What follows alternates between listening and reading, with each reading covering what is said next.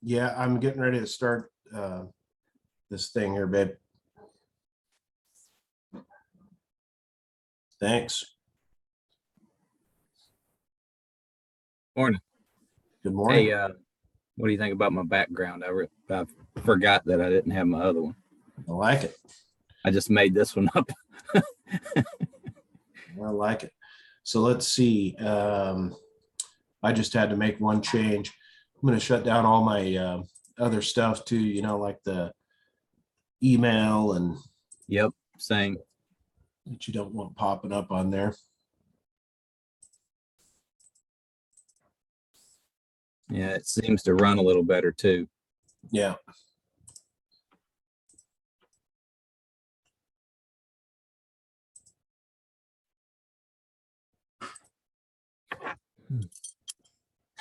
Get my Bluetooth on here.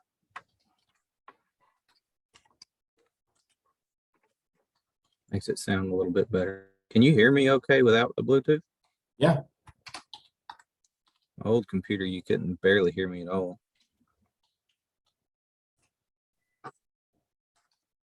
All right, is that better? Good. Cool.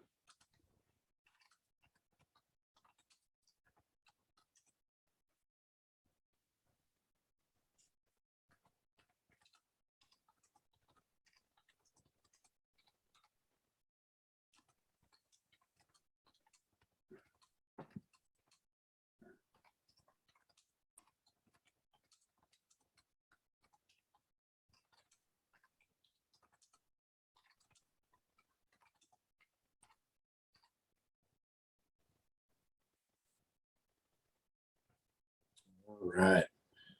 So let's get this thing set up here. Share screen.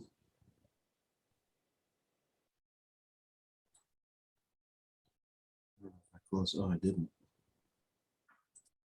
Close this thing down.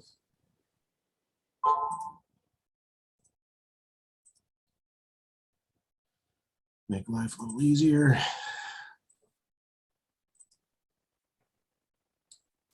And I've got to do that thing. We get a lot of updates, man. Yeah, we do. It gets old. I certainly hope one doesn't shut my computer down while we're doing this. That would not be good. You are in a practice session. Start the webinar, 9:54. I should probably do it now. Yeah, So I think we're good. I'm seeing the correct screen and all, so. presentation, okay. Yep. All right. Turn my ringer off on my phone. I'll airplane mode it. A bunch of people jumping on. They were probably in queue there and ready to go. Sharing screen. I'm going to move this around because we do want to record, huh? It's already recording. Okay, good. Yeah, we'll trim and start again and let people get signed on and just start right at the top of the hour, huh?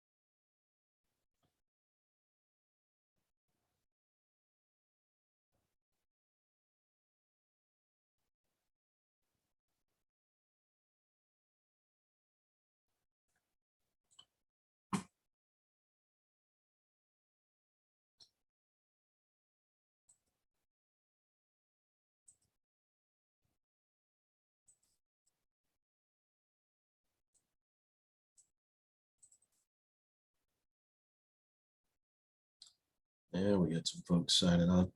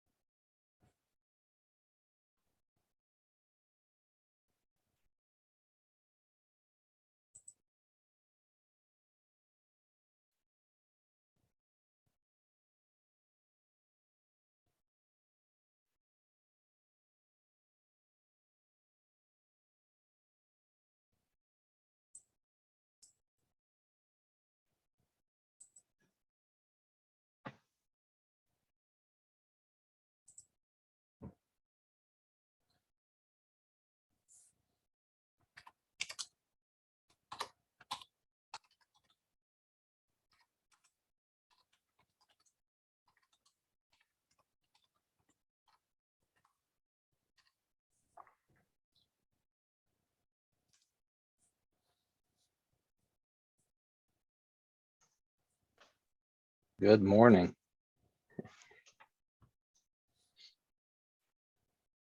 Fort Worth.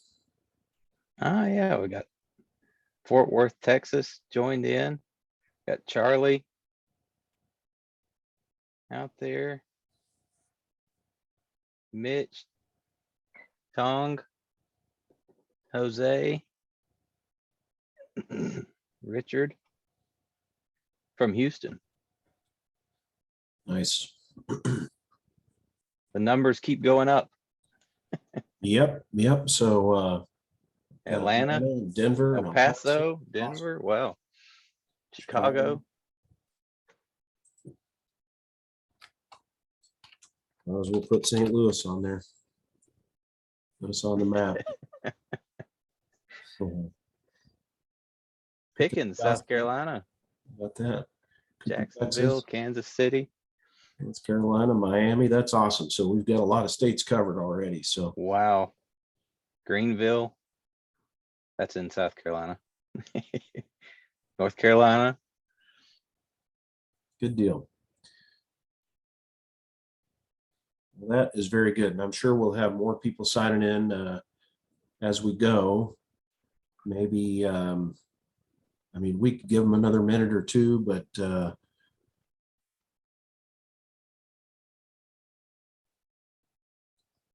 just think it's good to start on time and end on time, you know? Respect others' time, let them get out. Wow, we've got 97 attendees. And numbers going up, 99, 100. Yeah, lots of states covered here. So this is awesome. So 10 o'clock. Still quite a few signing in though. There's Kevin. That's good. That's good. We're going to be up doing some training for a lot of these guys here coming up. We've got a lot of trainings lined up to go out and do in-person stuff here coming up. So, well, as still more people are signing in, I think we'll probably go ahead and get going though. We've got a lot of ground to cover. So thank you all for joining in. This is the Flexx installation, and it's an overview installation and troubleshooting presentation. And we're going to tell you more about this product than you're even going to be able to stand. So the presenters today, me, Keith Clark, National Training Director, and with me I have. Good morning, everyone. I'm Daniel Hamrick, Director of Technical Support. And Daniel and I have spent a lot of time going over this product and figuring out all the important details to share with you guys. But for anyone who is not familiar, most of you probably are because you're Gree Select dealers, but Gree is one of the world's largest manufacturers of air conditioners. They would say the largest manufacturer of air conditioners in the world. 1 in 3 of all air conditioners are made by Gree. 30 plus billion in annual sales, over 90,000 employees. And they've got 11 manufacturing facilities across the globe. They're very vertically integrated.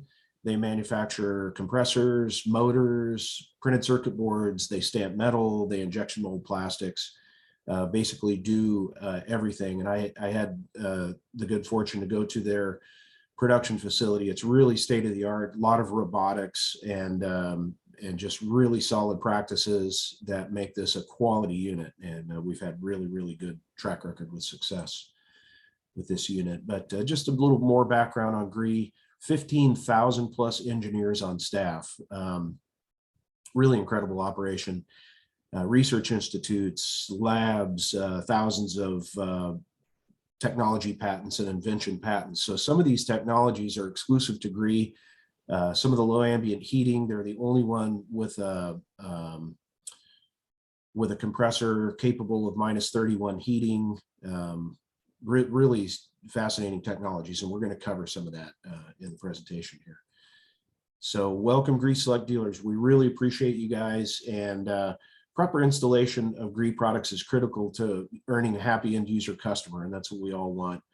Proper installation also saves your company time and money, avoiding callbacks from preventable problems, and that's what we're here to help, is to try and explain these things so that you can do better installations quicker with less problems. It also helps to protect the Gree brand name. You know, if there's a lot of trouble, even if it's a simple problem, it's still a problem. And we want people to know and trust the quality of the Gree product. It's very high tech, well-built, quality equipment that has a proven track record for low warranty issues when installed correctly. There's lots of literature and helpful information available to you on greecomfort.com. Just go there and go to the support drop-down menu. There's instructional videos and FAQs. There's also support documents and literature. Just go there. You can find all kinds of interesting stuff if you move around through some of these different fields. We also try to help you sell to the end user homeowner. And so we've got really nicely done. Our marketing materials are some of the best I've ever seen. Really nice materials that you can share with your homeowner customers. And there's videos that you can show them as well while you're inspecting the job site, deciding, you know, what capacities of equipment you need and the different styles of equipment you might need. You can show them some videos to keep them occupied while you're doing your due diligence. Other resources that we have available, there's energy rebate opportunities by zip code. Just go there and type in the zip code and it'll tell you what the available rebates are in your area. Quick tip videos for on-the-job guidance and troubleshooting, and we're uploading more of those all the time. These are designed to be just a real quick hit on the specific issue that you're having. So if you're having an E6 error, you can go in there, watch that. It only covers the E6. You don't have to watch more than a couple minutes of video to get the exact answers that you need, including test points and readings that you should see on the meter and the like. Very good, easy parts lookup tool, and then easy access to the submittals and installation manuals and all the other tools that you need. So we encourage you to go out there and take a look around, check it out every once in a while, because it's ever changing. We're trying to provide you the best tools that we possibly can. Incredible quick tip videos that you've been creating, Keith. Thank you. And I see them posted out there, and really good information. Yeah, just trying to put the information at your fingertips, and I am working on a phone app as well, and hopefully then you can have that information right there next to the unit. You don't have to have anything other than your phone to get the answers that you need quickly. Excellent. Yeah, so for any of you folks that have questions, please send those in as we go. We'll try and answer them as quickly as we can as they come up. If we have future slides that cover your question, we'll try and let you know that too, so that you can just be rest assured that we will answer your questions. And by the end, we'll certainly try to get to everybody's question. But if you do have questions, just look for the toolbar for the Q&A box there, and just click on that and type in your question. We'll field them as we go. So this is going to be a product overview. What we're going to do is kind of look at some of the components inside the system design, and just look to see what might look a little different in there than what you're used to with a mini split style system and even a conventional system. So the Flexx unit is awesome, and we're really taking off gangbusters with this thing. What this is an inverter split system heat pump, and it's got some huge advantages over conventional split system heat pump systems. They're available in 2 to 5 ton. flexible sizing of the outdoor unit. There's a 2/3 or a 4/5 ton outdoor, selectable by dip switch, and then a high efficiency up to 20 SEER 10.5 HSPF indoor air handlers. Horizontal discharge on the outdoor unit makes it a very small footprint and great for zero lot line applications. Ultra heating and cooling. These things heat down to -22 Fahrenheit without a heat kit, and up to 129 degrees Fahrenheit. So that real wide temperature range makes it usable in pretty much any climate. And these use a standard 24 volt thermostat for interface between the indoor and the outdoor unit. So system similarities, it is similar to ductless mini split product in that the outdoor units are fully inverter compressor, inverter condenser motor, EEVs in the outdoor unit. The indoor air handler, however, is the indoor and outdoor do not communicate. And so we use a 24 volt thermostat for the interface there. Whereas on the mini split systems, you do have to use the dedicated outdoor and indoor unit and the dedicated controller. This configuration with the 24 volt interface allows you to use a gas furnace and or this air handler or other air handler with an A coil for cooling. And we'll get into that a little bit more in a couple of future slides. You know, there are some systems out there that will claim to be the same thing as Flexx. Some of the other ductless manufacturers talk about their systems as being the same, but they really are not, in that they're a communicating system, have to use the dedicated indoor and outdoor units and the dedicated controller. So that does not allow for the use of a gas furnace and so on. There is another system out there in the market that's fairly popular, and it's a top discharge condenser design, similar in operation, but this top discharge design protects the components less than a side discharge. All the components within this unit are protected from rain and snow and so on, and that small footprint really tucks in nice where you have limited space. These things are about 30 inches in width and depth, and they require about 30 inches of clearance in the back, and then you need another 40 inches out front. So you know, they gobble up some space, and they do not have the operating range, temperature operating range that we have, particularly the low ambient heat. And as you can see with some of these knockouts, we'll get into this. These are drain openings that allow you to mount this thing in multiple positions. So indoor air handlers are available in dedicated 2, 3, 4, and 5 ton capacities, and they come set up for upflow and horizontal left. They can also be converted for horizontal right. Then we've got the outdoor units, and again, there are 2 outdoor units, a 2/3 and a 4/5 ton, that come from the factory set up on the higher capacity and are field configurable for the lower capacity via dip switch. As well as don't forget the A coil option for the indoors, you know, for the dual fuel setup. Right, exactly. And we do have coils available as well, and we'll touch on that a little bit going forward. Here's some case studies. So this is in North Dakota, -24 outdoor ambient. You people are very brave up there in North Dakota for existing in that environment. Flexx is a perfect solution for you, because at -24 outdoor ambient, they're maintaining 70 degrees inside with supply air temp of 92 degrees. That's without the benefit of a heat kit. Pretty amazing for a heat pump. That's incredible. It's really incredible. And then here's Montreal, again, brave people up there. It's only -5 this day in Montreal. They're holding 70 degrees, and they've got a supply air temp of 104. Then in Louisville, Kentucky, and this is supply coming out of the supply register.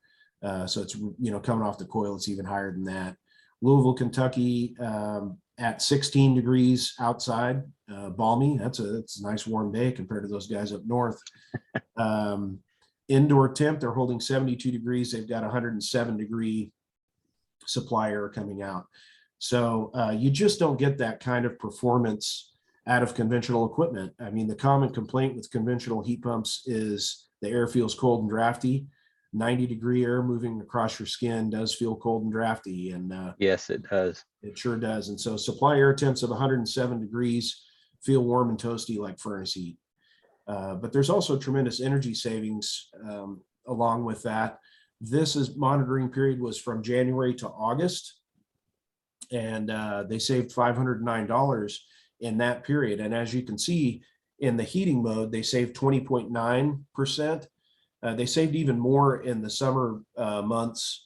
And so at 31.98 or almost 32% savings, this 509 number certainly was higher than that by the year end.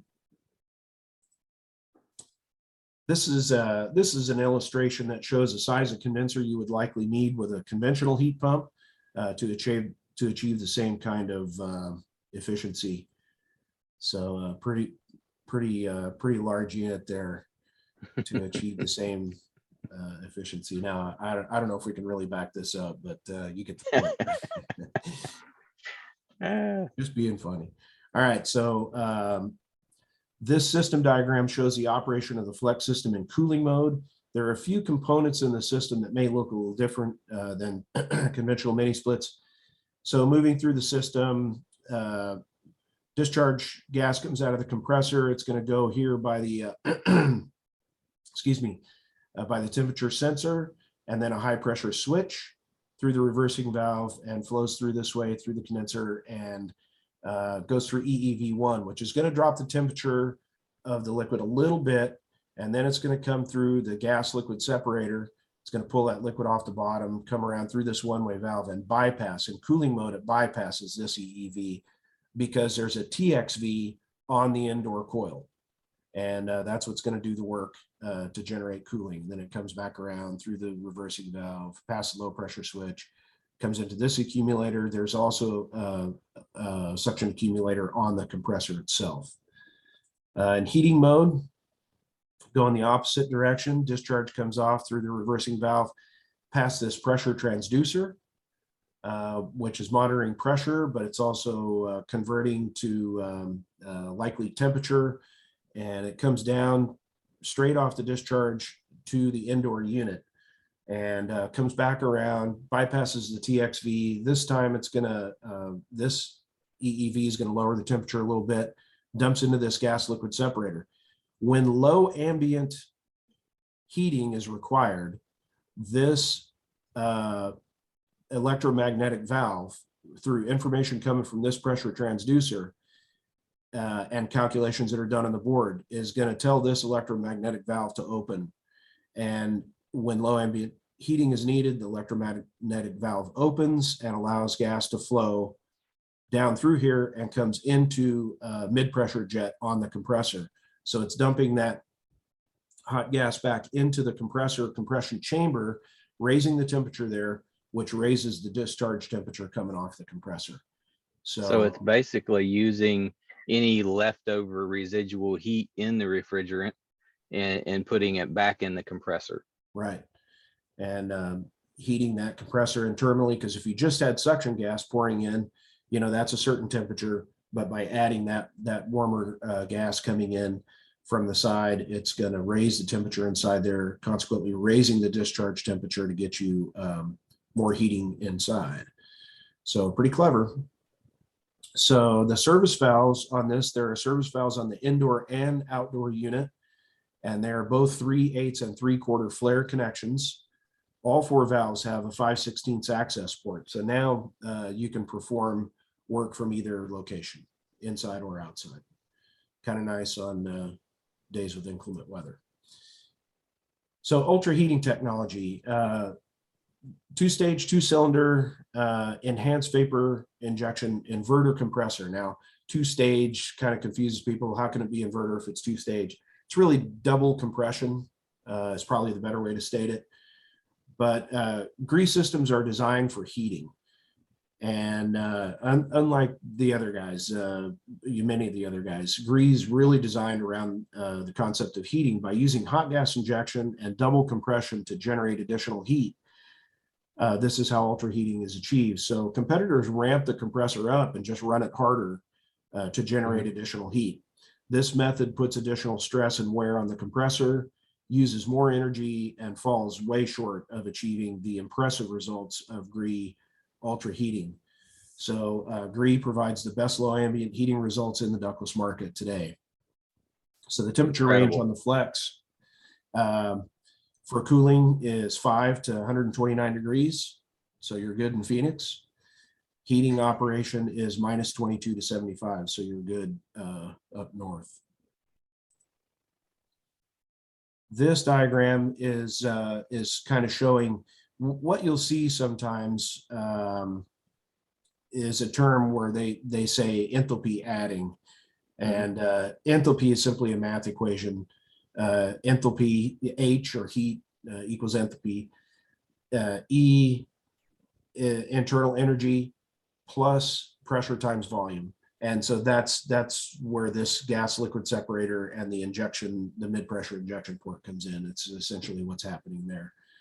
But refrigerant moves through the system and as needed. So this section is where the electromagnetic valve would be. And there is also the pressure transducer in there, which is going to send information to let this know what speed to run at and when to open that valve. But compression creates heat. And so by adding heat to the compression chamber and double compressing the gas, more heat's generated, which flows out the discharge line straight to the indoor unit. So this compressor is designed specifically for heating. It's not just that they took an air conditioner and threw a reversing valve on it. Right, exactly. And then run it harder to generate more heat. Right. Much better way. And look at the temperature ranges, minus 22. Incredible. Yeah. So these are the main refrigerant vessels. What you're going to see in here, there's might be a few different things, but compressor. There is a suction line accumulator on that compressor. There's also this hot gas injection port or mid-pressure jet. And there is a second suction line accumulator hiding back there. And then this gas liquid separator.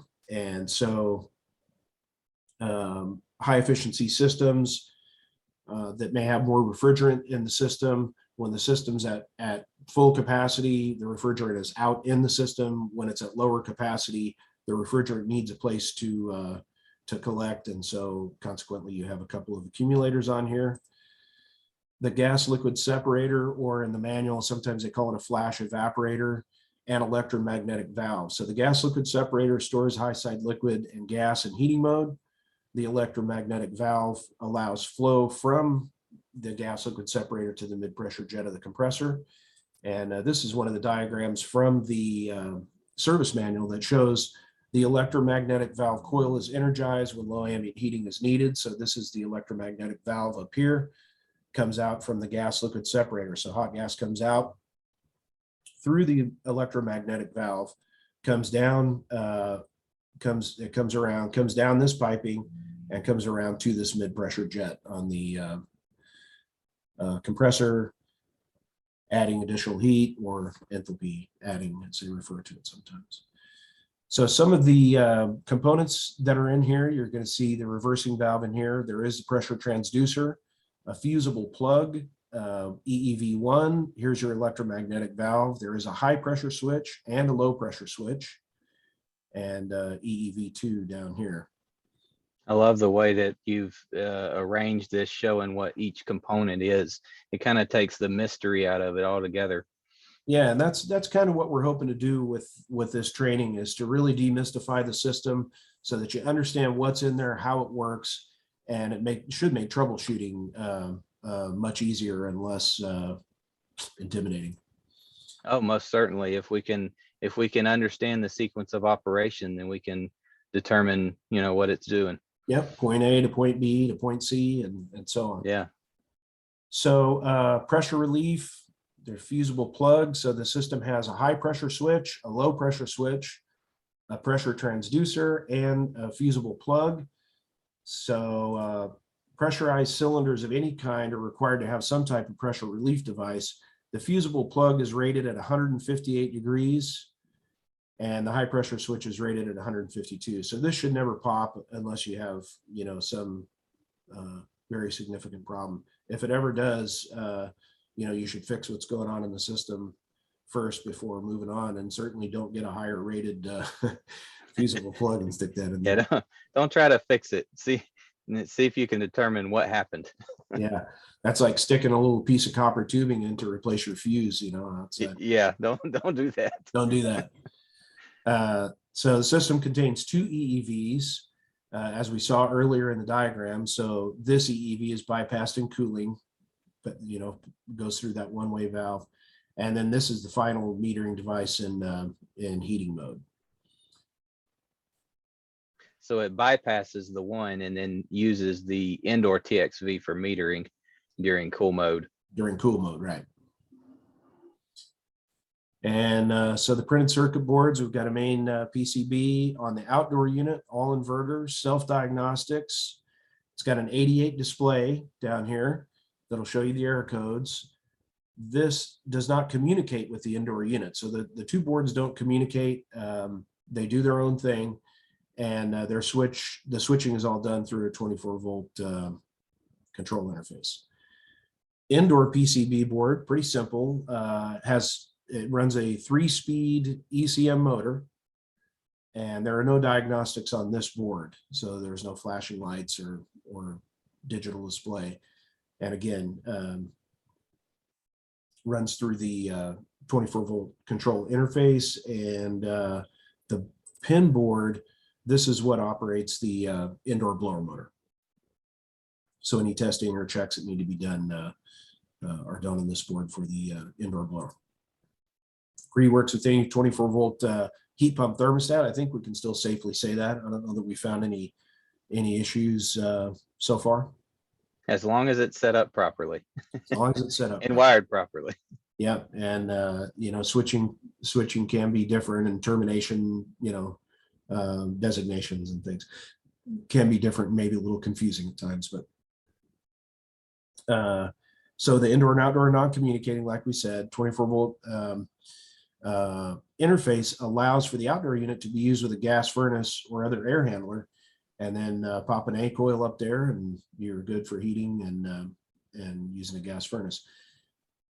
Some of the requirements, you know, for the gas furnace or other air handler, they do have to fall within certain blower characteristics, you know, to be an approved match. And Gree does have A coils. We've got AHRI tested A coils with the Flexx outdoor unit, and then as long as the blower characteristics on the indoor unit fall within certain parameters, you're good to go.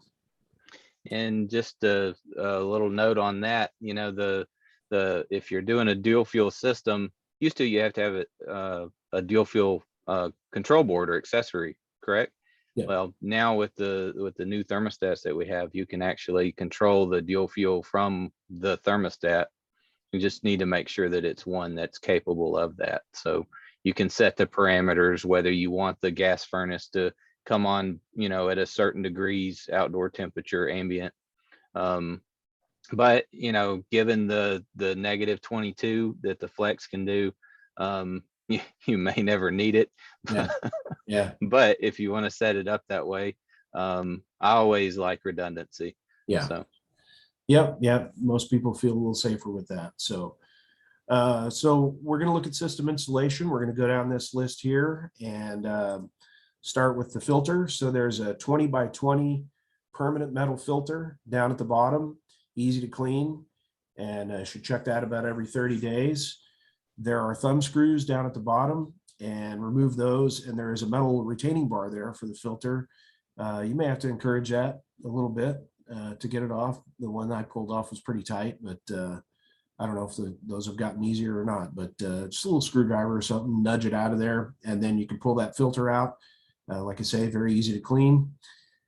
Condensate removal. There are 3/4 inch condensate drain connections for vertical or horizontal applications, and the rubber hole covers are how you access those drain points. And let's see here. Choose the appropriate drain to allow for filter removal at the bottom. You know, you just don't want to run your condensate piping across where you can't get the filter out. And Hey, then, that makes too much sense, Keith. yeah, I know. We want to make things more difficult, right? 3/4 inch condensate drain connections for horizontal application. And you definitely want to use a P-trap in here because the internal static pressure, go ahead with that one. We just talked about this morning a little bit. Yeah. So, you know, you've got positive pressure inside the air handler. So if you don't use a P-trap, your positive pressure is going to be pulling against that water flow. So you've got to have the P-trap to allow the water to drain out. Yeah. Otherwise, you're going to have an overflowing pan, right? And we don't want that. We don't want that. That's not a good thing. So there's lots of these available on the market. This is pretty good. This one here, it's easy to clean. Got a little brush. It makes it easy to see if it needs to be cleaned. So next we'll talk about electric heat kit. This is an optional heat kit, and Flexx puts out heat that feels like furnace heat. And with low ambient heating down to -22, you really shouldn't need a heat kit. But if someone feels more secure having a heat kit as a backup, we've got them, and they're easy to install. So this is an OEM heat kit that's designed specifically for the Flexx air handler. So it pops right in there. It's should be real easy to do. So that's going to go in this section up here. One of the significant things is when it comes to wiring. So if you're going to use a heat kit, now the MCA and MOP are different, and we've got charts out there for you on that. It's also listed in the heat kit installation manuals. But you want to follow these guidelines, put the proper breaker size in there. Well, actually, the heat kit comes with the breaker attached. So you really don't need to worry about that part of it, right? Except for at your main panel. And so you bring power from the main panel at the house to the breakers provided on the heat kit. And heat kit will power L1 and L2 on the air handler through a Molex connector. So you need to make sure that you're aware of this. But the heat kit installation, it can be retrofitted, but if you've already got plenums hooked up and all that, it could be a little more difficult. It will be a little more difficult because you need access to get into the top here. So if you're going to install one, if you're even thinking about installing one, it's best to do that right up front. The wiring onto the air handler would normally come into L1 and L2 on the right side of the unit. But if you're putting a breaker in, especially if you're retrofitting a breaker in, you have to make sure to disconnect L1 and L2 from this side. And we have seen it. People have fried these things like a piece of bacon, and it's just not a good thing. So you have to unhook L1 and L2 here, run that power over to the breakers supplied on the heat kit. So what we're going to do here is going to start off by removing the front panel, the upper front panel. Next, we're going to remove the top panel, and this will expose the electrical box and removable panel where the heat kit slides in. So it's going to look like this. And then we're going to take the 2 screws out from the electrical box, and this allows you to either move it forward. You've done it by just moving it forward, right, Daniel? Yeah, you can just move it forward, and actually in one of the next pictures, you'll see the top of it with it move forward a little bit. You don't have to remove it all the way. And you can see the Molex connector on the left-hand side of that picture there. Yep. That's actually the power plug that you connect the heat kit to power your box, the electric box. Yep. Otherwise, it just sits there because you've brought L1 and L2 in and hooked it up directly to the board. So if it's hanging there, it's not going to hurt anything. But then we're going to remove this panel here, and that's where the heat kit is going to slide through. So as you can see here, like Daniel said, he just pulled the electrical box forward a little bit, allowed for the heat kit to slide right in there. And since it is OEM, these pins are all lined up. The holes are lined up, providing the back plate just slides right in there. Insert the breaker into the mounting holder provided. So that's these openings over here. And then there is a buckle spring-loaded buckle on the breaker. And when you screw it on there, it pops into place, right? Yep. Yep. So pops into place and holds it firmly into the breaker openings.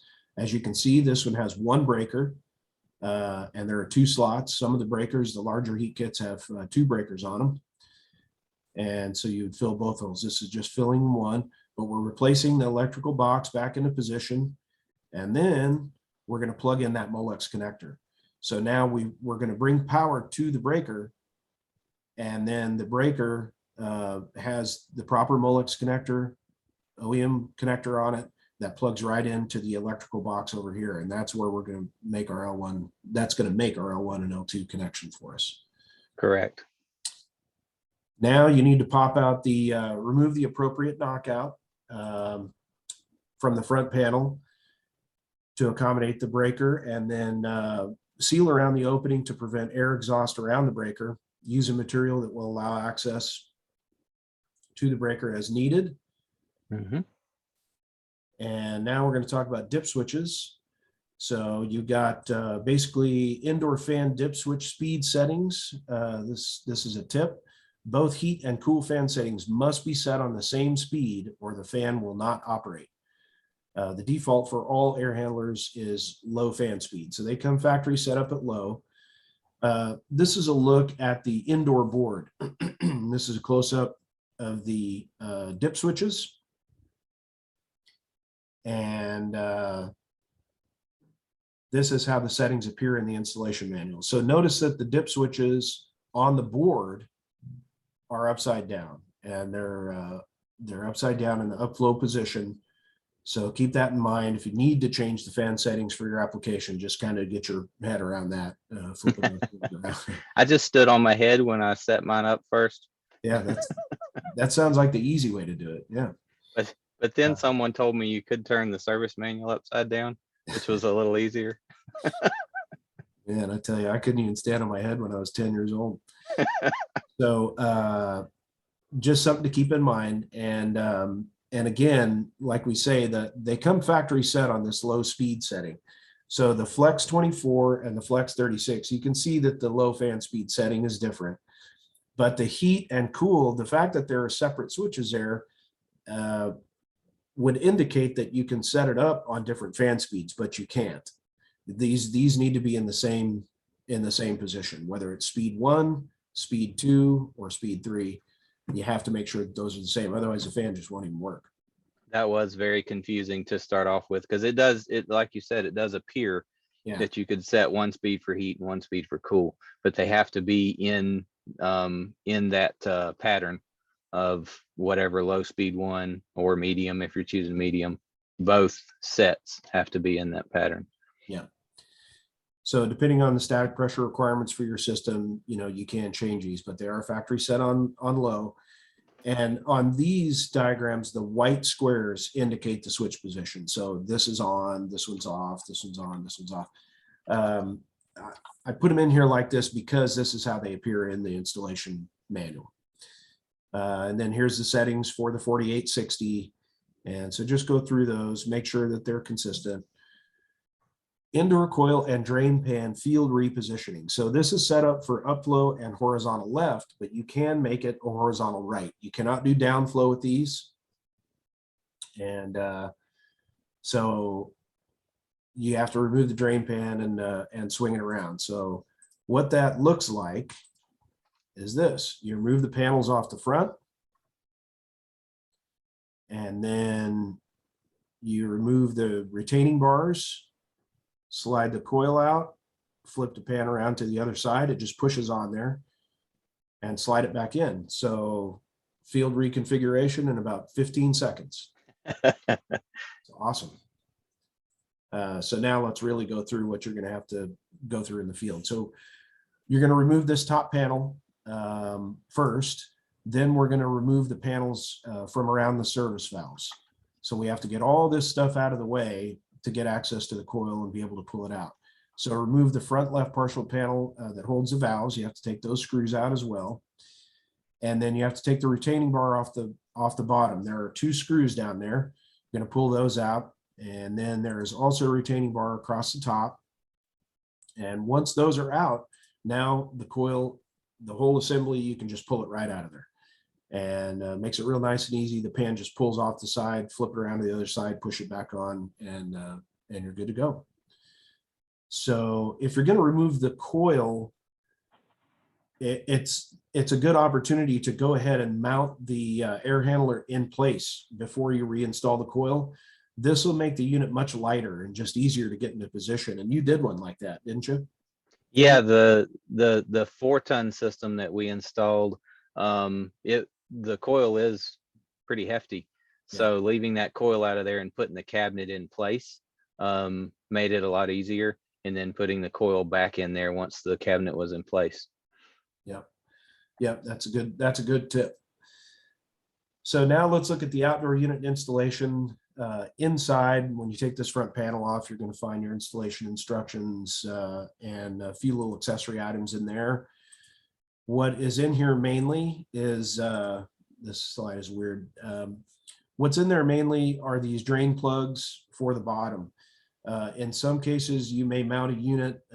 It may be up above a doorway or some scenario where you need to run the drain off to a different direction. It's always best to leave the drain holes open to allow for complete defrosting of the unit, but we realize that sometimes you may need to pop these drain plugs in there and use that center drain in the pan. Another thing you want to consider is install the outdoor unit on a solid base to prevent noise and vibration. Be sure that the base is level, be sure the unit is level, and then make sure that there's no blockage of the discharge air or the intake air for that matter. Consider the environment. You're going to want to elevate these up out of snow, any kind of freezing and stuff on the coil. Inability to completely defrost can form ice around the bottom of the coil, and expanding ice can cause leaks. I'm sure everyone has probably experienced that once in their life. But there's some good mounting stands. These things, I think these things are about 4 inches high. Mounting brackets, mount them on the side of the wall. That's why some of these dimensions are what they are. So we want good clearance around the A dimension, around the right side of the unit, so you can get in there and service it if necessary. Then the B dimension in the back is 4 inches, and that's to accommodate for that mounting on a bracket. And then C dimension around the side, you've got some air intake that comes in there. And then we want good clearance in the front, no obstructions. We want good clearance from the top. We don't want somebody to pin this under a deck or somewhere that's going to impede proper airflow. You'll get a E1 air code probably. And your servicing contractor will thank you for not putting it up against something on the top so they can still service the system. Yeah. And also consider weather effects on the outdoor sensor when locating the unit. Consider things like prevailing winds and so on. Outdoor sensor here in the back, just Dryer vents. Yeah, dryer vent. Yeah. Outdoor unit dip switch setup. So this again is the orientation of the board. You can see the dip switches up here on the upper right, and they are upside down as well. To change any dip switch settings, indoor, outdoor unit, power must be off. Be safe, but also to recognize the changes, you have to take power away. And on the outdoor unit, the difference here is you do have the different functions for the different switches. So switch number 1 is capacity setting. So the ODU capacity through switch 1 on the main control board sets the capacity for the unit. Factory setting for each unit is the higher capacity, like we mentioned before, 36 and 60. If you need a 24, then you'll have to take power off and turn that switch off. The black is indicating the active switch position on these. So just keep that in mind when you're reading the manuals, that sometimes those can be different. That was confusing when I first looked at the manual. I had to reach out and confirm, but you can look at the factory setting and, don't touch it. Look at the factory setting and compare it to the manual, and then you can kind of find where you're at for sure. Yeah. and we'll get all that consistent going forward. Sometimes we have to make those corrections on our end, and we're going to do all that. Outdoor dip switches, switch 2 sets the defrost mode. The factory setting or the standard default mode is standard defrost, and then there is a strong defrost setting. So switch 2, in extreme low temperatures, strong defrost may be needed to defrost the outdoor unit completely, and so that would be switch 2 off, and you have to cut power, flip that switch down, and then power back on. Switches 3 and 4 set your operating mode. So the standard mode, the default mode is standard, and then there's a strong mode and an energy saving mode. So switch 3 and 4, the factory setting is switch 3 and 4 both off. If you want to go to strong mode, you switch 3 on and leave switch 4 off, and then energy saving mode, 3 off and 4 on. And strong mode ramps the system up quickly, kind of like turbo mode on mini splits. And energy saving mode sets a limit. It sets a limited load range for the system. So you're not going to have as much comfort necessarily, but it's going to be highly, highly efficient. System piping. This is pretty standard, best practice stuff, but we do have a couple of things that we need to touch on. So one is it's not necessary to insulate the liquid line. So during cooling mode, the expansion valve is TXV located inside the air handler. So there's no need to insulate the liquid line. Line set sizing is 3/8 and 3/4. The pre-charge length is 31 feet, and the pipe minimum maximum 10 feet up to 100 feet and 50 feet for max elevation. So best practices in piping, Flexx systems use mechanical thread flare fittings. Prep the fittings with PVE refrigeration oil to reduce scoring and to improve the seal on the face of the flare. Correct flare is the first step in avoiding callbacks. We all know this. This is the #1 cause for leaks in a yes. Yep. HVAC flares have always been 45 degree. Don't let anybody tell you otherwise. You do need a good quality flaring tool, and flaring tools wear out. The teeth or the knurling on the inside of the block to hold the pipe, sometimes it wears out, and you just need something that's going to hold it firm. Flaring tools with a stop, and that's what a lot of the when they call them a 410A flaring tool, they have a stop, because really the distance that you have the pipe shoved into the block above the block is what's going to determine how big the bell is on the flare, right? How low you have it or how high you have it's what's going to determine the bell on the flare. With that stop there, you push that thing up, make the flare, it's going to be more consistent every time, and then you can use something like this flare gauge to determine if the bell of the flare is as big as it can be. I mean, you want the most surface area that you can get, and that's what makes that pretty nice. Don't forget to put your flare nut on the pipe before you I've never forgotten. I've never done that myself. Yeah. I like that flare gauge, just to check, measure twice, cut once. Yeah, exactly. Just double check it just to make sure that you've got a good flare. Yeah. Use PVE oil on the cone of the flare, and that'll also help reduce scoring. You got two metal surfaces rubbing against each other, there's going to be some scoring going on. So this chart right here came off of the Yellow Jacket website. They do show that the 410A flare tool, this is their specific part number, that it does make a flare with a little bit bigger shoulder or bell, than standard 45-degree flaring tools, that we used to use for R22 and all that. If you haven't bought one in a while, it's a worthwhile investment. But another thing that can create a little confusion is HVAC copper in the US is standardized for wall thickness. Some overseas products use copper with different wall thicknesses, and this is one of the reasons for confusion or some of the speculation about flaring tools and bells on flaring. In other words, the copper that we have here is standard, so we don't have to worry about, whether or not we have, as long as it's a 45-degree flare tool, which, as long as we're not using our plumbing flare, then we're good. Yep. Cut it with a good cutter, deburr it, use some PVE oil on there, and you should be good to go. And then check it with that flare gauge. You shouldn't have any problems. Some examples of improper flares. You can see some splitting in the copper here. These were not didn't have enough of a shoulder on them. This guy used some kind of leak lock or something on there. We definitely don't want you doing that. So that depth gauge is great, and an eccentric cone on the flaring tool, which moves in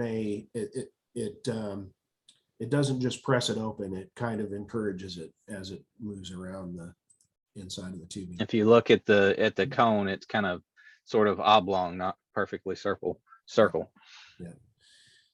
So torquing these connections is super critical, and if you don't have a good flare nut torque wrench, it's a worthwhile investment. The number one cause of leaks in ductless systems are leaks in the flare connections. One callback costs more than a good flare nut torque wrench, so it is absolutely Most certainly. Yeah, absolutely a worthwhile investment. And follow the torquing specs. If we're using PVE oil on there, it should make it a little bit smoother as it's connecting. Sometimes metal, that metal to metal, you get a little bit of that squeaky, it's really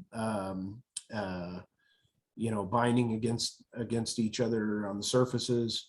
Using the PVE oil will help it move smoother. So you may consider that when selecting the torque range, set it towards the lower end of the range. I always go right for the middle. So best practices: do not use gas piping sealers. These type of products, contaminants or any particulate matter can cause malfunction or damage inside the system. It's so easy to plug up the screens and the strainers. They're so tiny, and the mesh is so tiny on those strainer screens. They're protecting the EEV, but you can plug things up in a hurry if you use the wrong type of stuff. Only use the appropriate refrigeration oil. It is not recommended to use a filter dryer when installing a complete new Flexx system with an indoor air handler, outdoor unit, and a new line set. There's no need for it. It only invites problems. Desiccants break down, and over time can cause those problems that we just talked about inside the strainer and the EEVs. So we recommend that you use a new line set every time. Why take chances? But and if you're using an A coil in a furnace, coil must be a tube and fin with a TXV. You can't use microchannel, and you can't use anything other than the TXV for refrigerant metering. Gree A coils and outdoor units have AHRI testing, and if you're using an existing line set, let's say, because it is allowable, and it has a filter dryer on it, please cut the filter dryer off, and don't leave that whole thing on there. If using the existing line set, if it just can't be changed, use an industry recognized acid test kit and ensure the lines aren't contaminated, and then flush it out. Using an existing line set, if you feel you must, and you're going to install a filter dryer, that'd be the time to do it. But just keep in mind that the desiccant can break loose and cause issues inside the system. The dryers, they're designed for cleaning up a system. Yeah. And the difference with the Gree product compared to some of the other industries, heating and air manufacturers that recommend or even send with the outdoor unit, a filter dryer, they don't have screens protecting their expansion devices built into the system. Gree does. Yeah. So we've already got screens built in to catch any particles that may be accidentally in there when we're hooking up our line sets or whatnot. Yeah. So there is some protection, but it's small and could be problematic if you're not careful. So other things not to install: sight glasses. They do you absolutely no good in a this type of system. Solenoid valves of any kind or other components. You don't need to pop additional Schraders in there or anything. Everything is there that you need to be there. So we don't recommend putting any additional stuff in there. There are some line set pipe adapters. These are bendable by hand and won't kink for the 2436 ODU because the service valves are positioned inside the unit. So if you don't have a good tubing bender or you're just not good at using it, this is an option, but that means you have to braze. So if you're going to braze, use flow nitrogen if you're going to braze, because as you can see by this illustration here, the inside of the pipe with nitrogen having been flowed versus not, oxidation can set up in there, and again, it can plug those strainer screens, The screen's up. Yep. and all that. So use a flow meter and a regulator, and flow nitrogen in. You want to close up this end, and you want to move in a direction. You can see that it's the opposite of the bell of that swedge, and flow it out the other end. Leave the other end open, and this will help you prevent oxidation buildup such as that. Flex piping connections. So the indoor unit is factory charged with 410A. It's got a 0.55 pounds of 410A in it, which is awesome. And the refrigerant charge amount is shown on the rating plates. But pressure testing and evacuation only need to be done on the line set as a result of that. So that's a huge time saver. You don't have to pull a vacuum through all that coil piping and all that. Service can be performed from indoor or outdoor because we've got service valves on both indoor and outdoor with access ports on each service valve.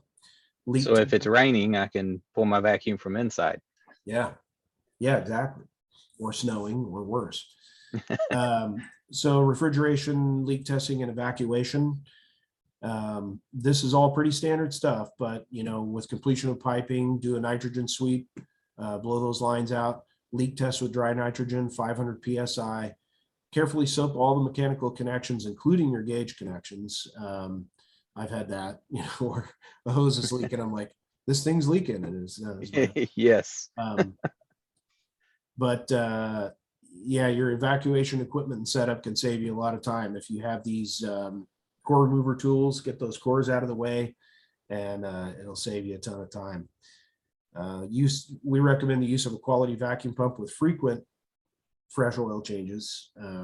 That certainly helps, and vacuum rated tools and gauges and hoses and so on. Leak test with dry nitrogen. So we want to pressurize with 500 PSI of dry nitrogen, hold for at least 1 hour. Be sure you have a nitrogen regulator that's capable of delivering up to 500 PSI. Some are well below that. And you need to get that pressure in there, excuse me, and be sure to check with soap bubbles. This is important. And so you want to make sure and just make that part of your best practice all the time. Additional charge must be weighed in when possible. Charge and cooling mode. When the system's under load, allow the compressor to run pulling gas into the system, and then carefully throttle liquid across the manifold and watch that scale. But if it's a good scale, you can set it and forget it. Kind of cold weather, you may want to use a heat blanket or a halogen light to heat the tank so you can charge. I did that from inside. It was wonderful. Industry standard best practices. So this is an install that you did. You got a couple of micron gauges hooked up here, and you're pulling from both sides. Yeah, the reason that we have 2 micron gauges there is we're pulling on each line set.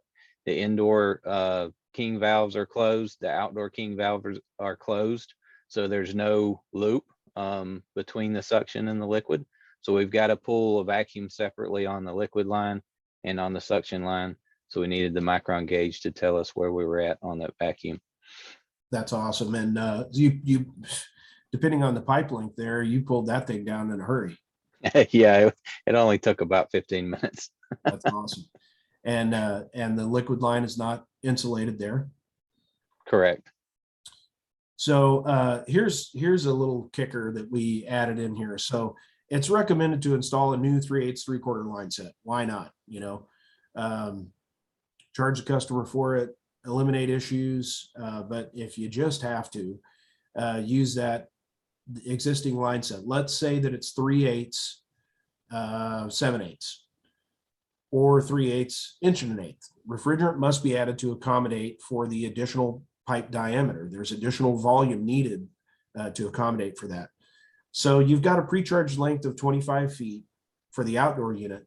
With that pre-charge that's in the indoor air handler, that takes your pre-charge length up to 31 feet, where you don't have to add any refrigerant. Above 31 feet, you're going to have to add 0.32 ounces of refrigerant for every additional foot, and then up to a maximum, you know, of 100 feet on the line set. So this is your refrigerant add for a 3/8 3/4 line set. If you use a 3/8 7/8, you got to add a little more gas, and you have to do it from foot one, because this is a 7/8 pipe from start to end, right? So Right. you've got to calculate the length, the entire length of the 3/8 7/8 pipe. So you do this separate. So you know, calculate this and then say, okay, I've got a 3/8 7/8 pipe, so I need to add, this is pretty minuscule, but 0.03 per foot from foot one, and add that to whatever this figure comes up to be. Same thing, 3/8 inch and an eighth. Now, you know, 0.11 per foot.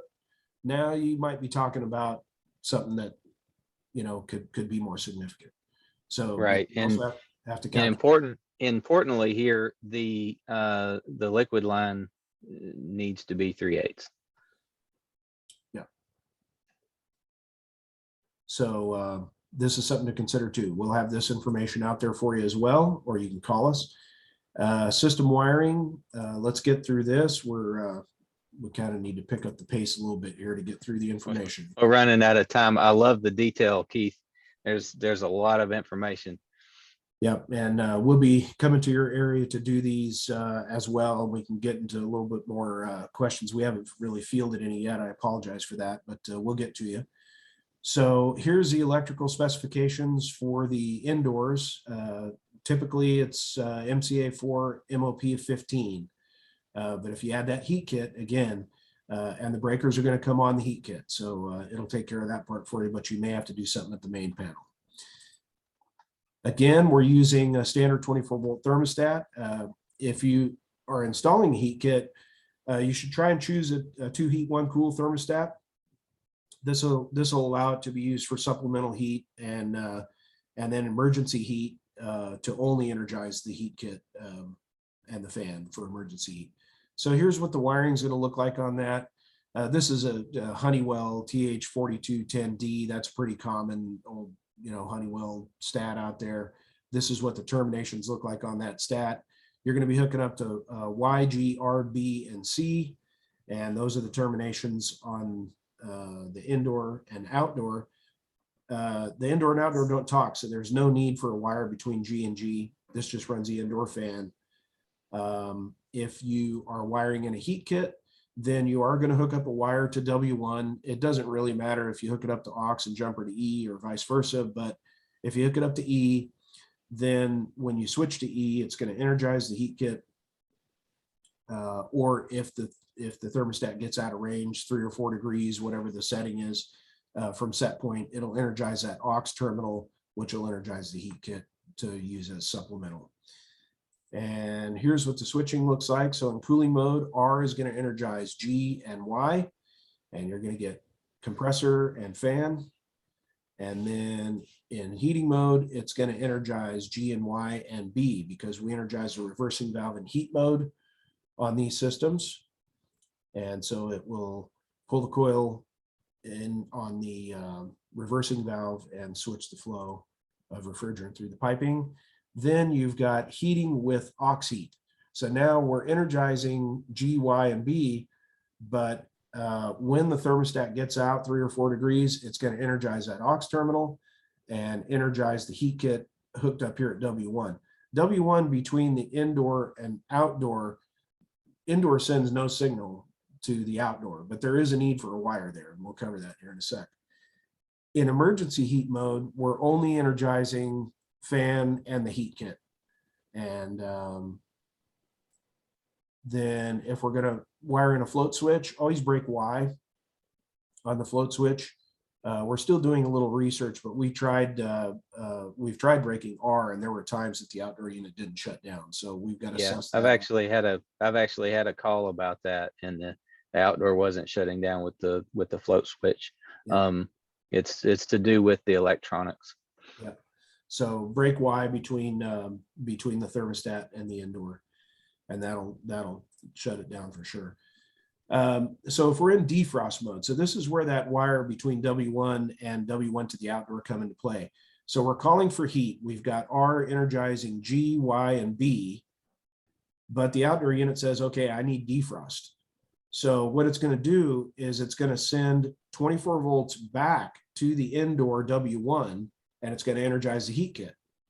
And since G and, from the indoor and outdoor don't talk, G is still going to be energized over here because the thermostat's still trying to have heat, right? So the fan's still energized, but the outdoor is sending info back to W1 here, 24 volts, to energize the heat kit so you don't get cold air during defrost. During defrost, yeah, and that's a good reason to not avoid installing the heat kit, is just for avoiding that cold air during the defrost mode. Yep. So here's outdoor wiring, MCA and MOP. All this is found in the manuals and stuff as well. Outdoor wiring is very simple, L1 and L2, and then you have your thermostat terminal strip here. Wire those up accordingly. If you hook a wire up to G, it's not going to do anything, but it doesn't hurt anything either. Occasionally, we've seen this W1 on the outdoor labeled as D, because W1 doesn't do anything until it goes into defrost mode. So indoor W1 to W1 on the outdoor doesn't do a thing.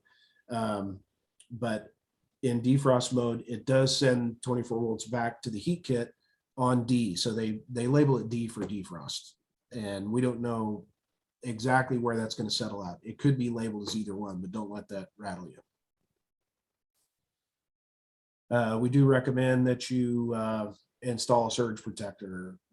The parameters are pretty good, and they have a lot of self-protections built into the units, but you know how power is out there in the world. There are places with brownouts and there are places with surges, and so you're always wise to install a NEC recognized surge protector. Lots of different styles available. So now for troubleshooting, we're going to touch on this here real quick because, you know, we've got a lot of these systems installed out there, but we're really not seeing many issues. What we have seen so far, we've gotten a few H5s, and people forgot to open the service valves on the indoor unit. You know, they're used to opening service valves in the outdoor unit. There's 4, not just 2. Yeah. But, you know, that's a pretty easy fix. And so thank God for that. E1, what we've seen on the E1s, compressor high protection mode, is a wrong static setting. So either the standard setting was used and not changed to accommodate the actual static requirements, or the fan speed, the high fan speed was chosen thinking that it was going to make the system like really operate well. And it was out of balance with the static, you know, requirements. All of a sudden we're talking ductwork again, Keith. Yeah, I know. It's confusing for ductless people, but so just keep that in mind. You know, these things can go wrong. And then H4 indoor fan not coming on. Sometimes that was due to the dip switch settings not being correct. Again, both the heat and cool settings on the indoor unit have to be the same in order for the fan to operate. So we've had a few situations where guys called in, you know, with that issue, improper airflow due to the static settings, and then thermostat wiring or switching incorrect. You know, there's a lot of different terminal designations, and sometimes that can get confusing. So we're happy to help anytime we can, but just keep all that stuff in mind. The service manuals do a pretty good job of identifying the interface points on the board where you need to test. Take a look at those. I would encourage you to go out and download those service manuals. They lay out things like sequence of operation, compressor control. When heating or cooling is turned on, the fan will run for a few minutes before the compressor starts. Compressor will only stop after a minimum runtime to prevent short cycling. And there can be some other details in there, but they'll just tell you the sequence of operation for some of these different components in the system. An example of E1 displayed on the outdoor unit, high pressure switch is tripped several times before the system stops. These have built-in protections. They'll continue, their desire is to continue to run. And so they'll do self-protections. They'll slow down, they'll do things. It's sometimes hard to duplicate error codes because the systems are trying to think their way around it.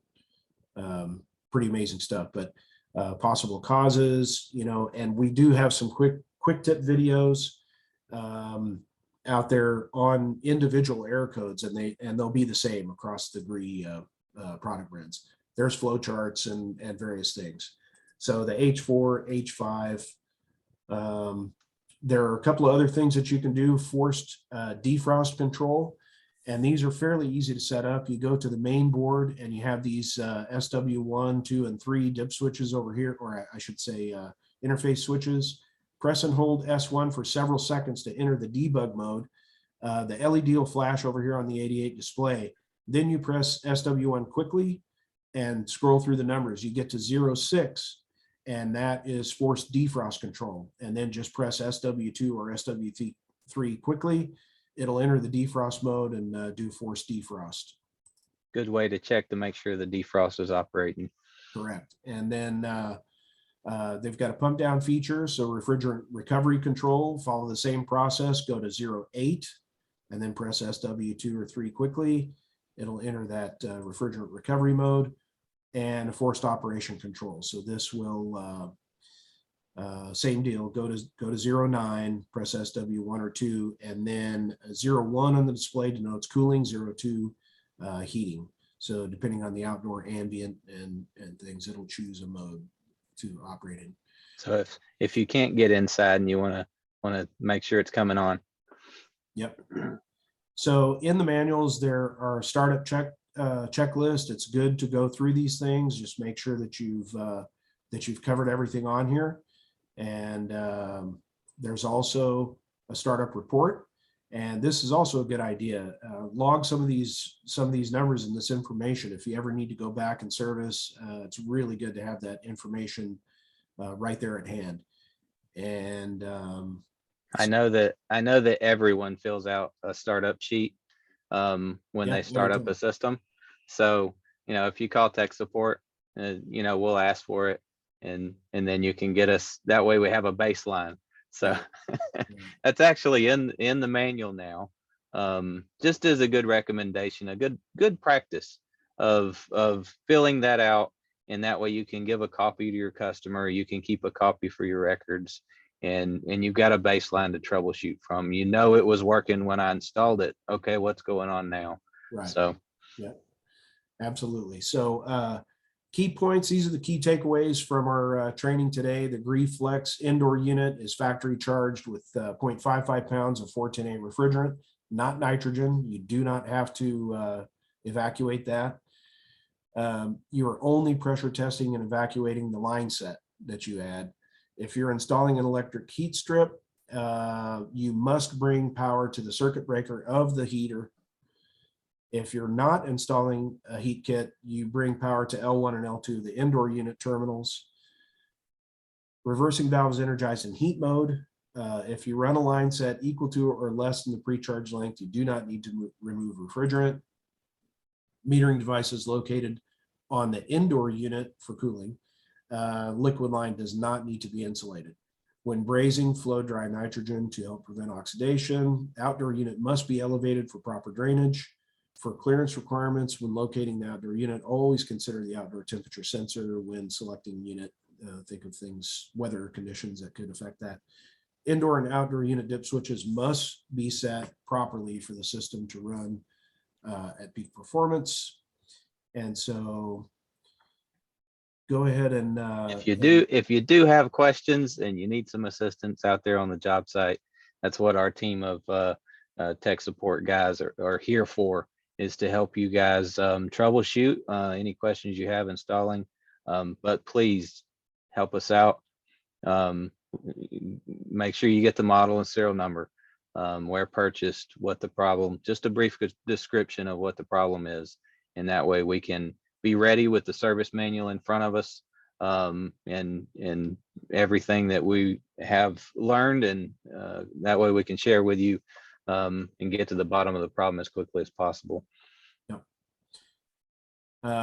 We have other information out on some of the social media sites, including now TikTok. Follow us. Yeah, Yeah, we're on TikTok now. Make sure you follow Instagram and LinkedIn and Facebook and YouTube. YouTube, you can watch those quick tip videos that Keith's been creating. Excellent videos. Thank you. So, all right, let's field those questions. So, all right. This before, but we had a lot of material to cover. I appreciate you getting all that detail in there, Keith. You know, it's incredible demystifying the term you use of what the system's doing. First question we've got here is from Rich. Is there any capacity loss above a certain ambient? If so, what are the numbers? You want to speak to that, Keith? Yeah, there is, and and I think that I think we have some tables that show. Actually, it's in the submittals, I believe. They have some graphs in there and stuff that show performance curves. So, but if you shoot us an email, we'll look those up and get them to you. Excellent.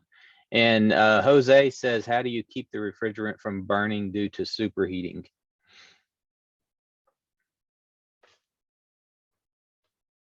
You want me to go with that one, Keith? Yeah. All right. So there's safeties on the systems. Discharge and compressor shell sensor, the overload sensor, is what's protecting the system from burning the refrigerant. Now, if either gets hot, the hot gas injection solenoid will close. And then the solenoids only open when the suction temperature is cold enough. So it's not going to open the solenoid that we were talking about that puts the gas, hot gas into the pressure jet on the compressor. That's not going to open until it's extremely cold outside. So it's got protections in the system to protect itself. Awesome.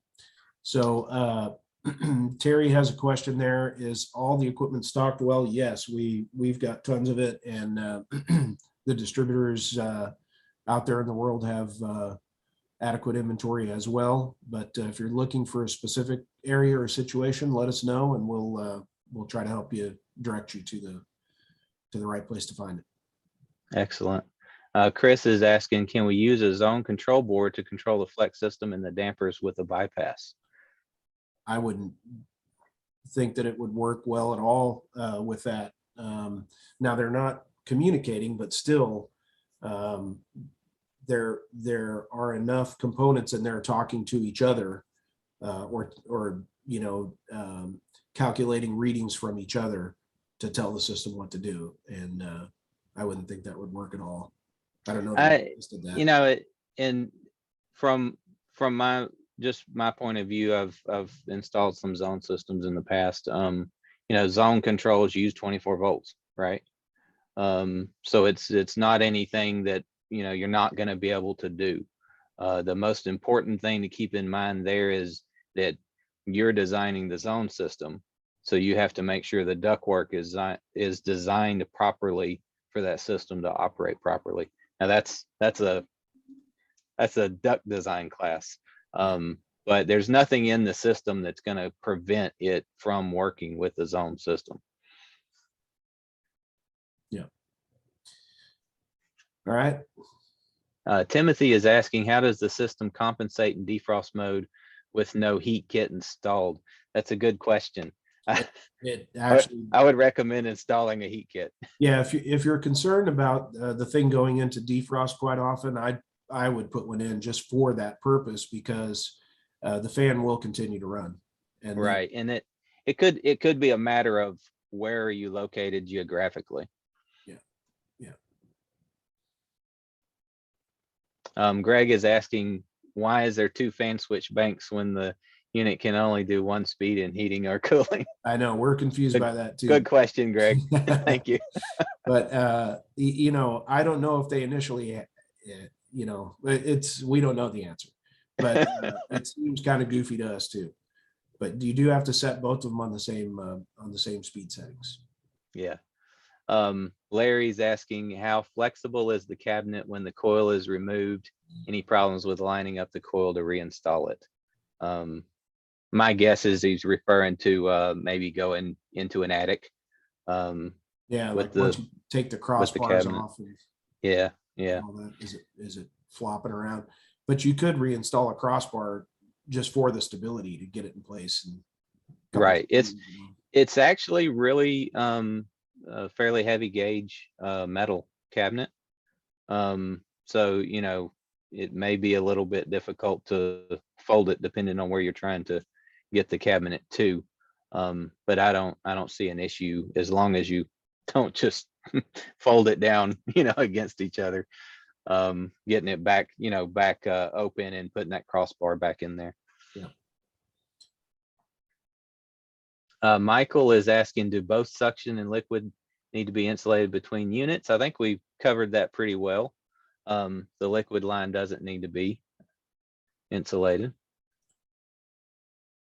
And John is, let's see, John's asking, will Gree offer a personal use discount? I'd like to install one in my home for testimony and training. Yeah, you'll have to talk to your local local rep. Yeah, talk to the local rep. I'm positive that they can help you out with that. I love to see contractors that are installing things at their home. And in that way, you know, the best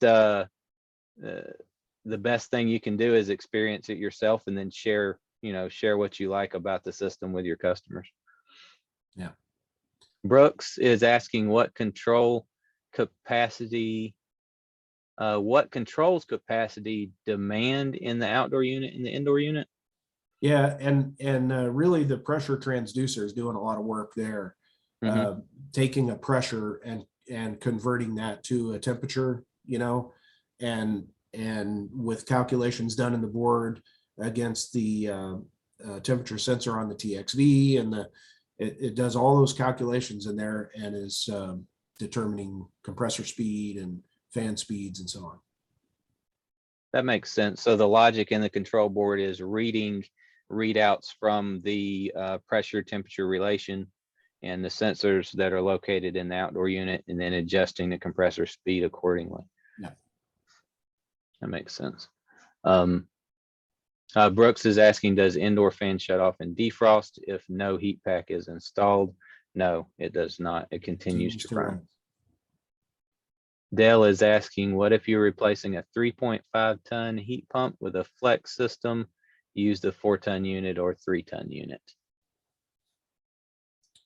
That's judgment call out there, and I'd say I don't know. With the different fan settings and stuff, you got a little bit of fudge room there. You know, I think it's important to make sure that you're matching up, you know, apples to apples. You know, what are you comparing? So, you know, best practice would be to match up a 4-ton with a 4-ton or a 3-ton with a 3-ton, because unfortunately they don't come in half sizes. So, yeah, I'd go with the 4. Bigger is better, right? I would personally go with the 3. I would set it to 3, just so that everything is, you know, I'm not trying to push too much on that indoor. But that's just an opinion. Best case scenario would be to match it up properly. Brooks is asking, what are target superheats in heat mode and cool mode? Best method for charging in heat mode and cool mode. We don't have any pressure temperature charts, do we, Keith? No. So we're still these calculate superheat and stuff internally in the logic. So there's not really a recommended way to do that. Best practice is to weigh in. Yeah. Okay. And Joe's asking, what do you think of using the flare seals? I'm guessing he's talking about the purple flare gaskets. You put one in using those, right? I did. I put one in. I'd never used them before, and I wanted to use it. I haven't had any leaks on that system. I've got several other systems that are installed without them. And I think it's just a preference. And the torque specs were essentially the same, right? When you use those. Now, when I put those in, just kind of using a little bit of a common sense, I used the higher range of the torque just to make sure, instead of the lower range. And Wayne is asking, if we have no interconnecting communication between indoor and outdoor, how is the system controlled? Do they meet at the T-stat? Yeah, I mean, thermostat tells the indoor unit what to do and then tells the outdoor unit what to do. So it's just 24-volt signal, yeah. you know, on off, fan run, outdoor run. And Joe is asking, if we don't have E-heat but installer wired NW1, will that cause the system to just blow cold air, blow cold for a long time? I think that if you don't have an E-heater installed, then you know it's never going to bring it on, regardless of, you know, if the outdoor unit goes into defrost, even if you have W1 wired, it's not gonna. There's nothing there to turn on. Yeah. So you're just going to get whatever heat the system can deliver without the benefit of any auxiliary heat from the heat kit, which is you know, down to -22. Should be all right. Should be okay. What is the closest the air handler unit can be to the condenser? Need 15-foot line set minimum? Question. 10. The 10 feet is the minimum. Rich is asking, I have installed many of these and have questions. Why not have a blower delay so the coil can warm up first? How to delay the blower during defrost, no aux heat. 2023 refrigerant 410A or something else. I guess that's several questions there. So the there is no blower delay built into these. And then I think he's asking about the 2023 refrigerant, you know, what's Gree going to. We'll be posting a statement on that when we have further information, correct, Keith? Yeah. Okay. Grant said, got it. Good. Awesome. Russ says, when would the situation where energy savings or strong be chosen on dip switch? That's a good question. You know, we were talking about the strong mode earlier, Keith, earlier this morning. You know, like a meeting hall where they don't use, you know, it's not on all the time. Right. So if you wanted to get the space up to temp or down to temp quicker, then you may set that particular system to strong mode just for that purpose. Yeah. The energy saving mode would be more so where you're concerned with energy, but not necessarily concerned with whether it gets up to the thermostat setting, you know, quickly. Yeah, you're choosing energy savings over comfort potentially. Right. It'd still be great, you know, depending on where you're at. But yeah, if you're in North Dakota, I probably wouldn't use energy saving mode. Tom is asking what type of defrost is used, time, temp, or demand. You want to explain that? It's demand based on temperature, right? Right. Well, they call it intelligent defrost. So it's actually taking runtime of the compressor. You know, it's not just one sensor. It's taking the runtime, the coil temperature sensor, outdoor ambient temperature sensor. It's taking all those readings and making a calculation to determine if it, does need to run a defrost or not. And instead of, used to on other conventional systems, it's a temperature sensor, and then you can do a time, change the little jumper on the board for time. Darren asking, is there a maximum ambient temperature heating won't work? 76, I believe. If there's I think it's 76, 76, is it 75? So the outdoor ambient temperature sensor could potentially keep the heat from coming on if it senses it's above that temperature. Sam is asking, are all indoor coils copper, or do they make them with aluminum now? Keith? I think they're all copper. I think they're all copper, but I know with the coils, they are making some of those aluminum. So they've got copper tube and fin coils. Oh, the case coils? The case coils, but they are making Okay. aluminum coming up. So I don't know what their plans are for if they have any different plans, but yeah, for now they're copper and aluminum fin. Okay. Juan is asking, what kind of warranty do you get with this equipment? If you're a Gree Select dealer, 10-year, right? Right. So the 5-year 5.7 warranty is what we have posted out there now. So if you want to go to the website and take a look at the warranty statement, it explains the difference between the standard and then the Gree Select dealer warranty. You have the potential of a 10-year warranty if you're a Gree Select dealer and install it and register it within 60 days. Is it 60 days? Yes. I'd have to verify. Okay, but yes, you have to register it to get that extended time frame.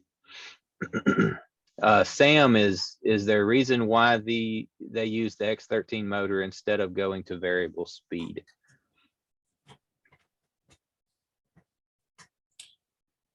Well, the variable speed motors on, like a mini split system, for example, they're able to do that because they communicate, with the outdoor unit. So they have better means of calculating, what speed to run that motor at. And so these are a little different in the fact that they aren't communicating. They had to go with just a fixed speed or whatever, or, in this case, it's a 3-speed ECM motor, but you choose a single speed, right, for operation. Right.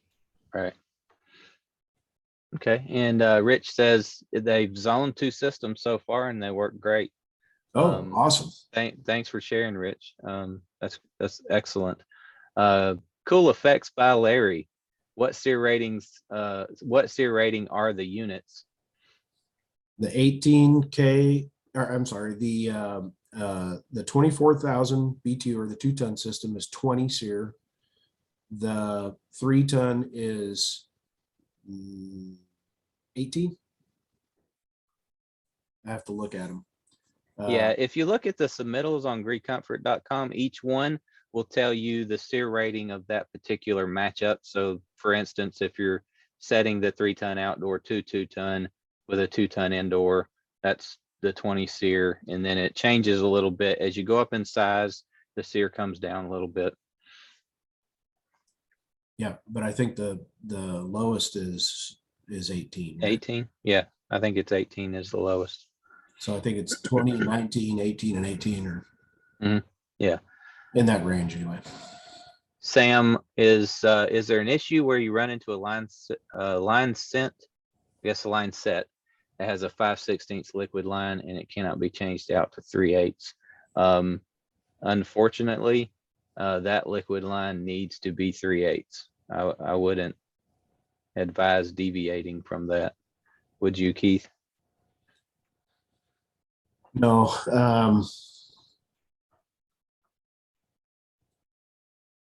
Yeah, I'm just thinking of scenarios where you couldn't change it. Mhm. You know, sometimes people run line sets behind walls and all that kind of thing. And Through yeah, block walls and in block walls and stuff like that. usually, Yeah, unfortunately, it needs to be 3/8 for the liquid line. That's something that was stressed as being very important.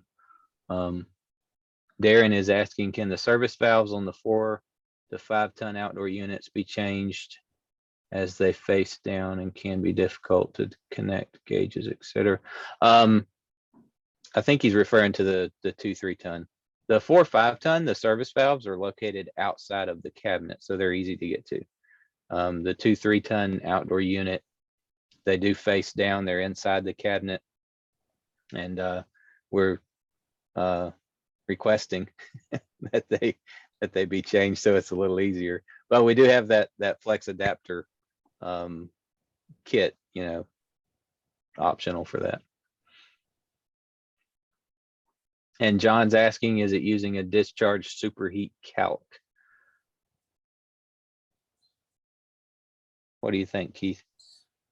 um, for for what purpose?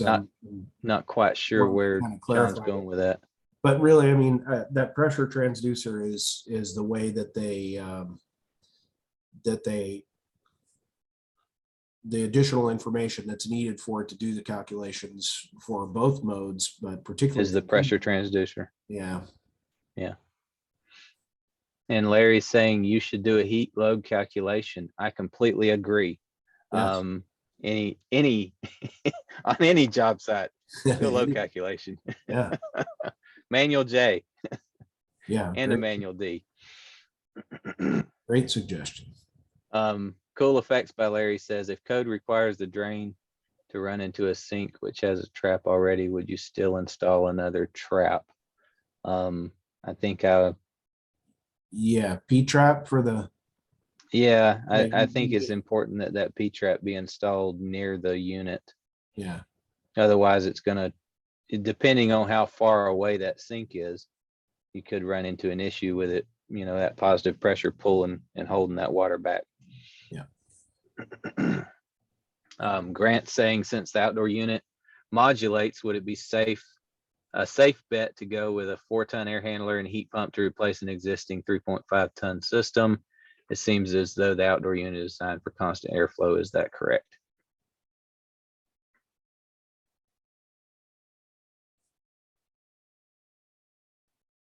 Keith? I'm reading Okay. my brain around this.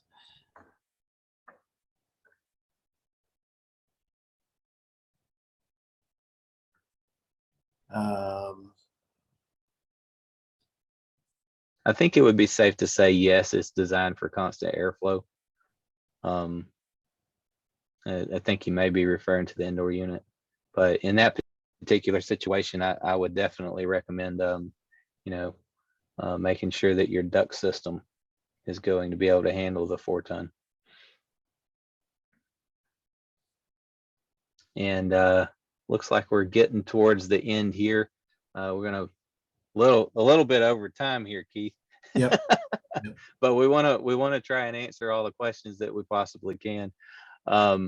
Brooks is asking, does a cool call indoor fan speed change to 3 different speeds based on runtime, or is it one speed? It's one speed. Yep. Once you set the dip switches to one particular speed, it stays at that speed. Cameron is asking, are all metering devices electronic? No. Nope. 2 EEVs and 1 TXV. 1 TXV at the indoor unit. Robert's asking, 3-ton unit line set connections are awkward being inside the unit. Any other suggestions rather than the tube kit redesign? I think we've went over that. A good tubing bender. I did it with a good tubing bender. Yeah, the first one that I did was tubing bender. It worked out excellent. A little bit tricky, but it was fun practicing with the tubing bender because I haven't used it in a while. And but the Flexx adapter kit made it so much easier on the one that I installed Sunday. Yep. Worked out really well. Who's the manufacturer from Spud? who is the manufacturer on the corrugated line set adapter you showed? Sweat into line, flare to unit. We get them from Gree. We get them from Gree. Yeah. And both yes to both questions. Yes. Brooks is asking, what is the lowest outdoor temp for low ambient cooling? I believe that was listed at. Well, it's minus 22, but it'll Was it continue. It'll continue to for low ambient cooling. I'm Cooling. I I think it was 5. Yeah, I think it's 5 degrees. But even below that, it's going to continue cooling. You're just going to have a capacity change. Right. Correct. Yeah, it starts dropping off pretty hard below some of those numbers. All right. And then Terry says, can you use the condenser with an existing air handler with an Ecm motor? Yes. All right. And Larry, what is the available static pressure on these units? Typically X13 is 0.6 max. 0.4. 0.4. Okay. And we, well, Steve says, where do we go to obtain technical info, service manuals, etc.? We have a webpage, Steve. Yeah, we do. It's greecomfort.com. Greecomfort.com. All of the information is there under system documentation. Yep. A lot of good information there. And the new website is actually oriented in a manner that if you're a homeowner, you click on homeowner tab. If you're a contractor, you click on the contractor tab. Good information there. Nathan says, installing the electric heat strips, adding more amps to the main electrical panel. Before installing heat strips, how do we know the panel can handle it? Is there a quick method for checking that the main panel can handle it? That would be a question for an electrician. Yep. Just go to the website and take the spec sheets, look at the MOCPs, and reach out to an electrician to make sure. Cameron is asking, so vacuum and leak test is only required on line set, and does evap coil come pre-charged? Yes, most certainly. We've went over that a few times. We've got 0.55 pound, right? Yep. Holding charge on the indoor unit of 410A in the indoor air handler. So ready to go. Yep. So you're leak testing the 3/8 line and the suction line, and vacuuming those as well.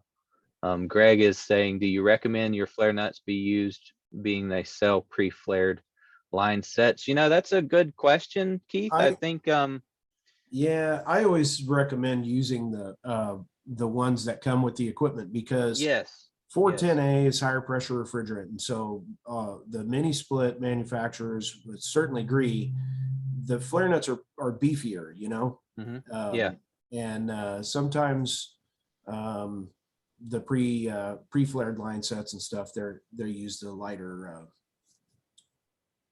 flare nuts. So I would say I always recommend the flare nuts that come on the system, and it does come with the flare nuts already on the valves. It's got the little cap in there to seal everything off. Hey, and by the way, make sure to remove those caps before you Yes, don't leave the caps in there. Grant's saying, I asked that because the Bosch 1.0 is designed for constant airflow, where the 2.0 requires variable speed blower. The indoor Gree units run at 1 speed. They are not variable, correct? Making airflow much more important than just outdoor unit capacity. Yes, you're correct, Grant. The indoor Gree unit is 1 speed. It's not variable. So making the airflow much more important is, yes, you're correct on that. The airflow is important.